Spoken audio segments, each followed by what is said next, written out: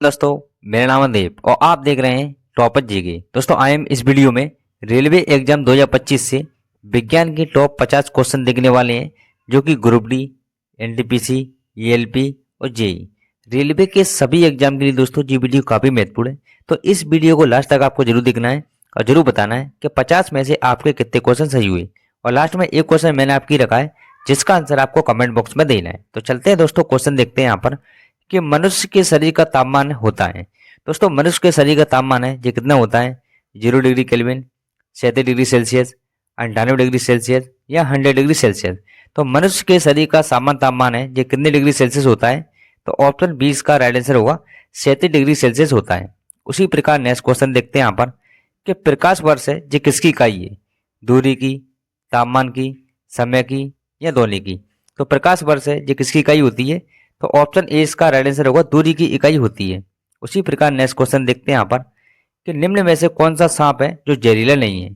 Cobra, wiper, coral snake या अजगर? तो कौन सा सांप होता है जो जहरीला नहीं होता? तो इसका सही उत्तर क्या होगा यहाँ पर? तो ऑप्शन डी इसका राइट आंसर होगा अजगर होता है जो जहरीला बिल्कुल नहीं होता। उसी प्रकार नेक्स्ट क्वेश्चन देखते हैं यहाँ पर किन तत्वों की ईंधा हड्डियों की कमजोरी के लिए उत्तरदायी है? ये क्वेश्चन दोस्तों मोस्ट टाइम भी क्वेश्चन है। किन तत्वों की ईंधा है वो हड्डी की कमजोरी के लिए उत्तरदायी होती है? कैल्शियम और फास्फोरस, नाइट्रोजन, कार्बन या मैग्नीशियम? तो इसका राइट आंसर क्या होगा यहाँ पर?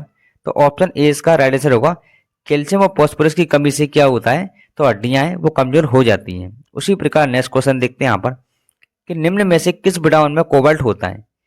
Vitamin B 1, vitamin B 2, vitamin B 12 या विटामिन बी 3? तो किस विटामिन में कोबाल्ट है वो पाया जाता है? तो ऑप्शन सी इसका राइट आंसर होगा विटामिन बी 12 में कोबाल्ट धातु है वो पाई जाती है। उसी प्रकार नेक्स्ट क्वेश्चन देखते हैं यहाँ पर कि पीलिया है वो किसके संक्रमण के कारण होता है? यकृत के, लंग्स के, मस्तिष्क के या फीलिया के? तो पीलिया है ये किसके संक्रमण के कारण होता है? तो ऑप्शन ए इसका राइट आंसर होगा यकृत में संक्रमण होता है तो क्या हो जाता है? तो पीलिया नामक रोग हो जाता है। उसी प्रकार नेक्स्ट क्वेश्चन देखते हैं यहाँ पर कि मानव हृदय में कच्चों की संख्या होती है। दोस्तों, मानव हृदय में कच्चों की संख्या है वो कितनी होती है? 4, 2, 3 या 5? तो इसका सही उत्तर क्या होगा यहाँ पर? तो ऑप्शन ए इसका राइट आंसर होगा मानव हृदय में कच्चों की संख्या कितनी होती है?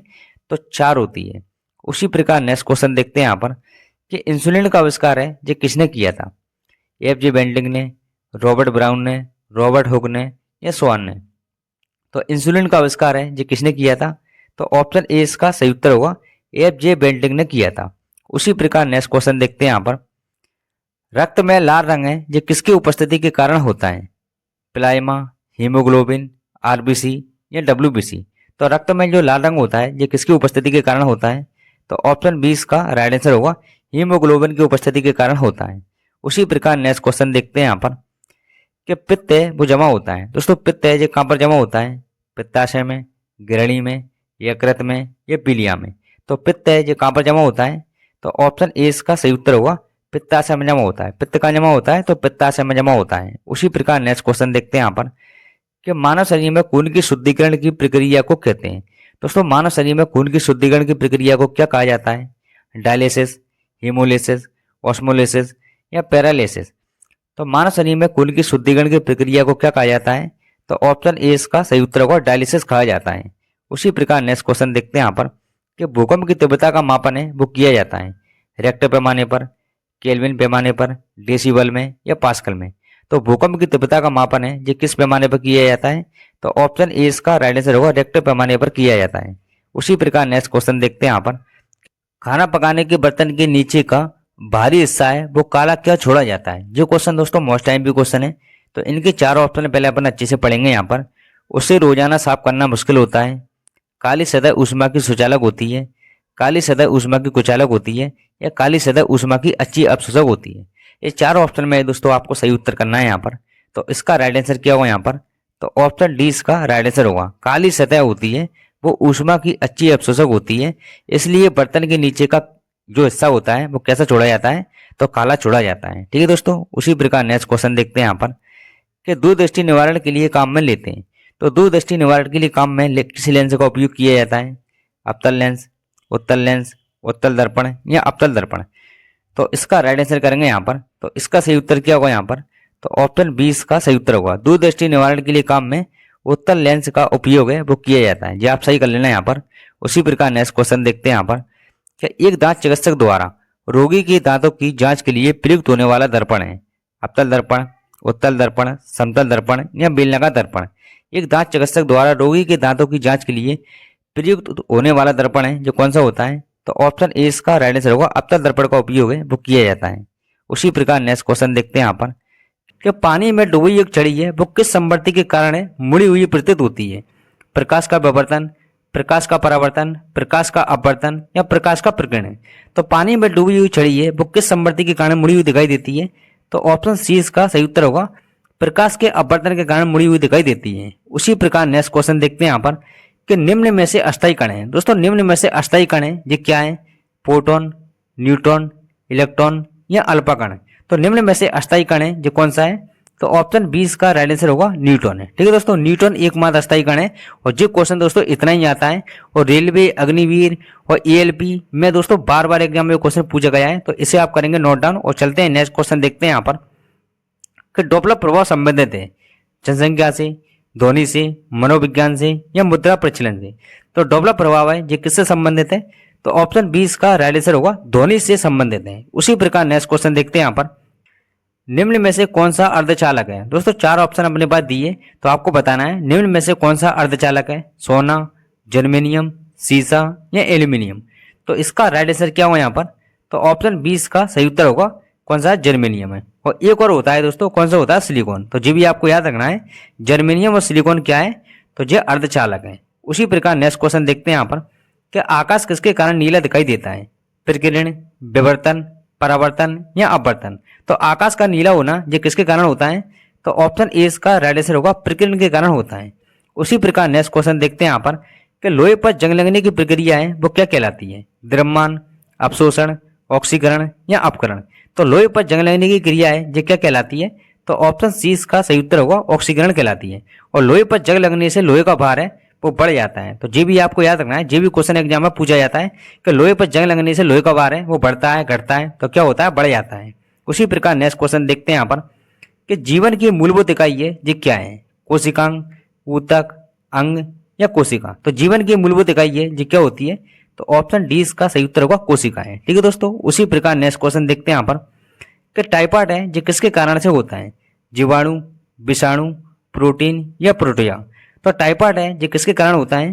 तो ऑप्शन ए इसका राइट आंसर होगा, जीवाणु से क्या होता है? तो टाइफाइड होता है। उसी प्रकार नेक्स्ट क्वेश्चन देखते हैं यहाँ पर, प्रकाश संश्लेषण है वो किस में अधिकतम होता है? नीले प्रकाश में, लाल प्रकाश में, हरा प्रकाश में या श्वेत प्रकाश में? तो प्रकाश संश्लेषण है ये किस में अधिकतम होता है?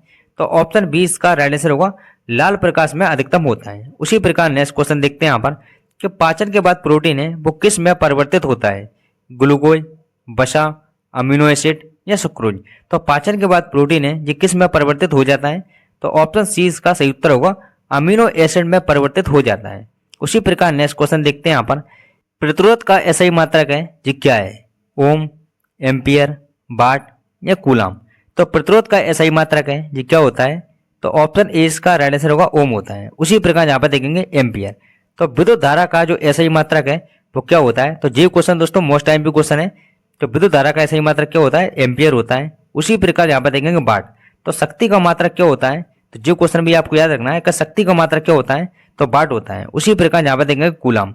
तो विद्युत आवेश का जो एसआई मात्रक है वो क्या होता है? तो ये भी आपको याद रखना है कि विद्युत आवेश का जो एसआई मात्रक है वो क्या होता है? तो कूलम होता है। ये चारों क्वेश्चन दोस्तों आपको याद रखना है जो आर्मी एग्जाम में अभी तक पूछे गए और लगातार पूछे जा रहे हैं। तो ये क्वेश्चन दोस्तों एग्जाम में आते हैं, तो इनको आप करेंगे यहाँ पर नोट डाउन। और चलते हैं नेक्स्ट क्वेश्चन देखते हैं यहाँ पर, साधारण नमक का रासायनिक सूत्र है ये क्या है? NaCl, NaOH, Na2CO, HNO। तो साधारण नमक का रासायनिक सूत्र है ये क्या होता है? तो ऑप्शन ए इसका राइट आंसर होगा, NaCl होता है। ठीक है दोस्तों, उसी प्रकार नेक्स्ट क्वेश्चन देखते हैं यहाँ पर कि प्रकाश वर्ष है ये किसकी इकाई है? दूरी की, तापमान की, समय की या दोनों की? तो प्रकाश वर्ष है ये किसकी इकाई होती है? तो ऑप्शन ए इसका राइट आंसर होगा, दूरी की इकाई है। उसी प्रकार नेक्स्ट क्वेश्चन देखते हैं यहाँ पर, हवा में 0 डिग्री सेंटीग्रेड पर ध्वनि की गति है वो कितनी होती है? 332 मीटर प्रति सेकंड, 340 मीटर प्रति सेकंड, 350 मीटर प्रति सेकंड या 500 मीटर प्रति सेकंड? तो हवा में 0 डिग्री सेंटीग्रेड पर ध्वनि की गति है ये कितनी होती है? तो ऑप्शन ए इसका राइट आंसर होगा 332 मीटर प्रति सेकंड होती है। उसी प्रकार नेक्स्ट क्वेश्चन देखते हैं यहाँ पर कि पीलिया रोग से ग्रसित व्यक्ति की आंखों का रंग है वो कैसा हो जाता है, हरा, नीला, लाल या पीला। तो पीलिया रोग से ग्रसित व्यक्ति की आंखों का रंग है वो किस प्रकार का हो जाता है, तो ऑप्शन डी इसका सही उत्तर होगा, पीला रंग हो जाता है। उसी प्रकार नेक्स्ट क्वेश्चन देखते हैं यहाँ पर, शरीर में विटामिन सी की कमी से कौन सा रोग है वो हो जाता है, रतौंधी, बेरीबेरी, रिकेस्ट या स्कर्वी। तो शरीर में विटामिन सी की कमी से कौन सा रोग है वो हो जाता है, तो ऑप्शन डी इसका राइट आंसर होगा, स्कर्वी रोग है वो हो जाता है। उसी प्रकार यहाँ पर देखेंगे रतौंधी, तो रतौंधी है वो विटामिन ए की कमी से कौन सा रोग होता है, रतौंधी रोग होता है। उसी प्रकार यहाँ पर देखेंगे बेरीबेरी, तो बेरीबेरी है वो विटामिन बी की कमी से होता है। उसी प्रकार यहाँ पर देखेंगे रिकेस्ट, तो रिकेस्ट रोग है वो विटामिन डी की कमी से कौन सा रोग होता है, तो रिकेस्ट रोग होता है। ये चारों क्वेश्चन आपको याद रखना है, आर्मी के किसी भी एग्जाम में दोस्तों जो क्वेश्चन डायरेक्ट पूछे जाते हैं। तो चलते हैं नेक्स्ट क्वेश्चन देखते हैं यहाँ पर कि प्राकृतिक गैस का मुख्य घटक है ये क्या है, हीलियम, मीथेन, कार्बन मोनोऑक्साइड या आर्गन। तो प्राकृतिक गैस का मुख्य घटक है ये क्या होता है, तो ऑप्शन बी इसका सही उत्तर होगा, मीथेन गैस है। उसी प्रकार नेक्स्ट क्वेश्चन देखते हैं यहाँ पर कि ध्वनि की तीव्रता का मापन है वो क्या होता है, डेसिबल, न्यूरन, कैंडेला या ल्यूमेन। तो ध्वनि की तीव्रता का जो ऐसा ही मात्रक है वो क्या होता है, तो ऑप्शन ए इसका राइट आंसर होगा, डेसिबल है। उसी प्रकार यहाँ पर देखेंगे न्यूरॉन, तो न्यूरॉन है वो तंत्रिका तंत्र की जो आधारभूत इकाई होती है वो क्या होती है, तो न्यूरॉन होती है। उसी प्रकार यहाँ पर देखेंगे कैंडेला, तो कैंडेला होती है वो ज्योति तीव्रता का जो ऐसा ही मात्रक है वो क्या होता है, तो ये आपको याद रखना है, ज्योति तीव्रता का ऐसी मात्रक क्या होता है, कैंडेला होता है। उसी प्रकार यहाँ पर देखेंगे ल्यूमन, तो ल्यूमन किसका मात्रक होता है, तो ये भी ज्योति फ्लक्स का मात्रक होता है। ठीक है दोस्तों, आपको याद रखना है जी कि ज्योति फ्लक्स का जो ऐसा ही मात्रक है वो क्या होता है, ल्यूमन होता है। ये चारों भी दोस्तों आपको याद रखना है, जो कि वेरी वेरी आईएमपी क्वेश्चन है।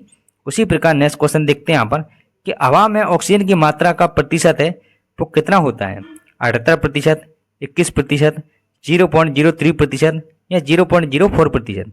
तो हवा में ऑक्सीजन की मात्रा का प्रतिशत है ये कितना होता है, तो ऑप्शन 20 का राइट आंसर होगा, 21% होता है। उसी प्रकार यहाँ पर देखेंगे 78% क्या होता है, तो नाइट्रोजन होता है हवा में। ठीक है, नाइट्रोजन कितना प्रतिशत होता है, तो 78% होता है। उसी प्रकार यहाँ पर देखेंगे 0.03% क्या होता है, तो CO2 कार्बन डाइऑक्साइड होता है। ये तीनों क्वेश्चन दोस्तों आपको याद रखना है, एक नाइट्रोजन वाला, ऑक्सीजन वाला और कार्बन डाइऑक्साइड वाला। अभी तक आर्मी अग्निवीर में ये तीनों क्वेश्चन बार बार एग्जाम में पूछे गए हैं, तो इनको आप करेंगे यहाँ पर नोट डाउन। और चलते हैं नेक्स्ट क्वेश्चन देखते हैं यहाँ पर कि डायनामाइट का आविष्कार है जो किसने किया था, Alfred Nobel, Thomas Alva Edison, Galileo या चार्ल्स डार्विन। तो डायनामाइट का आविष्कार है जो किसने किया है, तो ऑप्शन ए इसका राइट आंसर होगा, अल्फ्रेड नोबल ने किया है। उसी प्रकार यहाँ पर देखेंगे थॉमस अल्वा एडिसन ने किसका आविष्कार किया है, तो बल्ब का आविष्कार किया है। बल्ब का आविष्कार किसने किया, थॉमस अल्वा एडिसन ने। उसी प्रकार यहाँ पर देखेंगे गैलीलियो, तो गैलीलियो ने किसका आविष्कार किया है, तो दूरबीन का आविष्कार किया है। तो ये भी आपको याद रखना है यहाँ पर। उसी प्रकार यहाँ पर देखेंगे चार्ल्स डार्विन, चार्ल्स डार्विन ने किसका आविष्कार किया है, तो विकासवाद का सिद्धांत है जो किसने दिया है, तो विकासवाद का सिद्धांत चार्ल्स डार्विन ने दिया है। ये चारों क्वेश्चन दोस्तों आपको मोस्ट आईएमपी क्वेश्चन है, आपको नोट डाउन करना है यहाँ पर। और चलते हैं नेक्स्ट क्वेश्चन देखते हैं यहाँ पर, निकट दृष्टि दोष से पीड़ित व्यक्ति को किसका प्रयोग करने की सलाह वो दी जाती है, उत्तल लेंस, अवतल लेंस, साधारण लेंस या समतल लेंस। तो निकट दृष्टि दोष से पीड़ित व्यक्ति को किसका प्रयोग करने की सलाह वो दी जाती है, तो ऑप्शन 20 का राइट आंसर होगा, अवतल लेंस लगाने की सलाह वो दी जाती है। उसी प्रकार नेक्स्ट क्वेश्चन देखते हैं यहाँ पर, मानव शरीर का तापमान को मापने वाला यंत्र है ये क्या है। ये क्वेश्चन दोस्तों मोस्ट आईएमपी क्वेश्चन है, तो इसका सही उत्तर करेंगे यहाँ पर कि मानव शरीर का तापमान को मापने वाला यंत्र है ये कौन सा है, तो इसका सही उत्तर क्या होगा यहाँ पर, तो ऑप्शन ए इसका राइट आंसर होगा, थर्मामीटर है। उसी प्रकार यहाँ पर देखेंगे हाइड्रोमीटर, तो हाइड्रोमीटर से क्या मापा जाता है, तो जल का घनत्व मापा जाता है। तो जो क्वेश्चन भी आपको याद रखना है कि हाइड्रोमीटर से जल का घनत्व है वो मापा जाता है। उसी प्रकार यहाँ पर देखेंगे हाइग्रोमीटर, तो हाइग्रोमीटर से क्या मापा जाता है, तो अपेक्षित आर्द्रता है वो मापी जाती है। ठीक है दोस्तों, आपको याद रखना है कि अपेक्षित आर्द्रता है जो किससे मापी जाती है, तो हाइग्रोमीटर से मापी जाती है।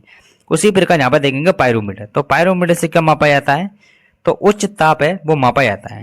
ये चारों क्वेश्चन दोस्तों आपको याद रखना है, जो कि मापने वाले हैं। आर्मी में दोस्तों बार बार एग्जाम में ये क्वेश्चन पूछे गए हैं, तो मैंने ओनली वही क्वेश्चन ऐड किए हैं जो कि बार बार पूछे गए हैं। उसी प्रकार नेक्स्ट क्वेश्चन देखते हैं यहाँ पर कि रेडियम की खोज है जो किसने की थी, Marie Curie, Henri Becquerel, Thomas Alva Edison या ओटो हॉर्न।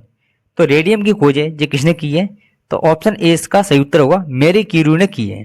उसी प्रकार नेक्स्ट क्वेश्चन देखते हैं यहाँ पर कि सल्फर डाइऑक्साइड का रासायनिक सूत्र जी क्या है, एस, CO2, SO2 या COS।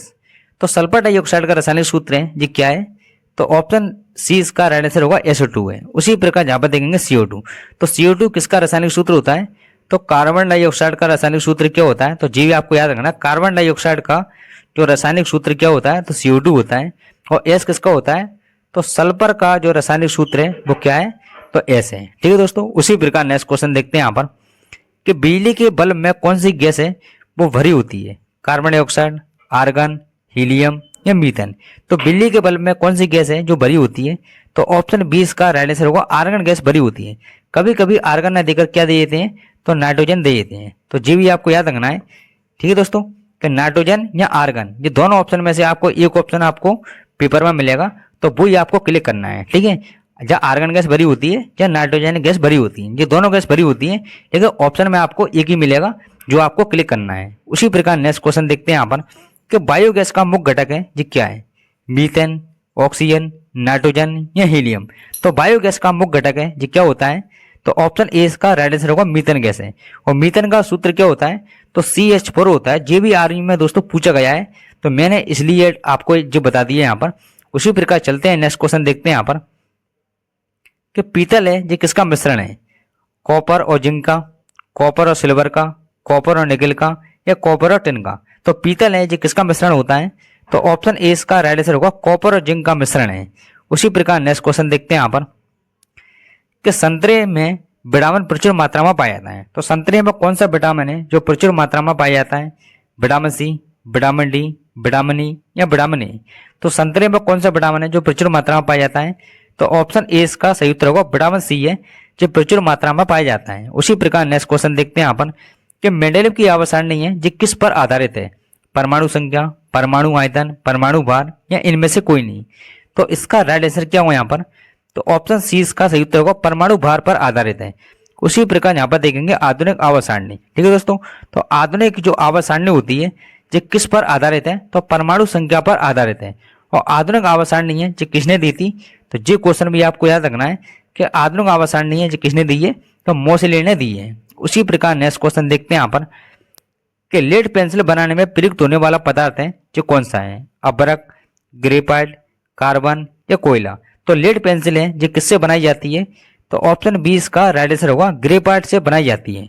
उसी प्रकार नेक्स्ट क्वेश्चन देखते हैं यहाँ पर मनुष्य के शरीर के किस अंग में रक्त है वो शुद्ध किया जाता है, हृदय, गुर्दे, फेफड़े या आंत। तो मनुष्य के शरीर में किस अंग में रक्त है वो शुद्ध किया जाता है, तो इसका सही उत्तर क्या होगा यहाँ पर, तो ऑप्शन 20 का राइट आंसर होगा किडनी या गुर्दे में रक्त है वो शुद्ध किया जाता है। उसी प्रकार नेक्स्ट क्वेश्चन देखते हैं यहाँ पर कि आकाशीय पिंडों को देखने के लिए कौन से यंत्र का प्रयोग है वो किया जाता है, टेलीस्कोप, माइक्रोस्कोप, पेरिस्कोप या बायोस्कोप। तो आकाशीय पिंडों को देखने के लिए कौन से यंत्र का प्रयोग है वो किया जाता है, तो ऑप्शन ए इसका राइट आंसर होगा टेलीस्कोप का उपयोग है वो किया जाता है। उसी प्रकार नेक्स्ट क्वेश्चन देखते हैं यहाँ पर कि कौन सी धातु है वो लोहे के साथ प्रयोग करने से स्टेनलेस स्टील बनता है, जर्मेनियम, क्रोमियम, टिन या तांबा। तो किस धातु का उपयोग है वो लोहे के साथ करने से स्टेनलेस स्टील है वो बन जाता है, तो इसका सही उत्तर क्या होगा यहाँ पर, तो ऑप्शन 20 का राइट आंसर होगा क्रोमियम धातु होती है जिसका प्रयोग करने से स्टेनलेस स्टील है वो बन जाता है। उसी प्रकार नेक्स्ट क्वेश्चन देखते हैं यहाँ पर रक्त में उपस्थित हीमोग्लोबिन में क्या पाया जाता है, लोहा, चांदी, तांबा या सोना। तो रक्त में उपस्थित हीमोग्लोबिन में क्या पाया जाता है, तो ऑप्शन ए का राइट आंसर होगा लोहा पाया जाता है। इसीलिए रक्त का रंग कैसा होता है, तो ये भी आपको याद रखना है कि रक्त का रंग किस लिए लाल होता है, कि हीमोग्लोबिन में क्या पाया जाता है, तो लोहा पाया जाता है, इसलिए रक्त का रंग कैसा होता है, लाल होता है। उसी प्रकार नेक्स्ट क्वेश्चन देखते हैं यहाँ पर किस विटामिन से हड्डियां हैं वो मजबूत होती हैं, vitamin C, vitamin D, vitamin A या विटामिन के।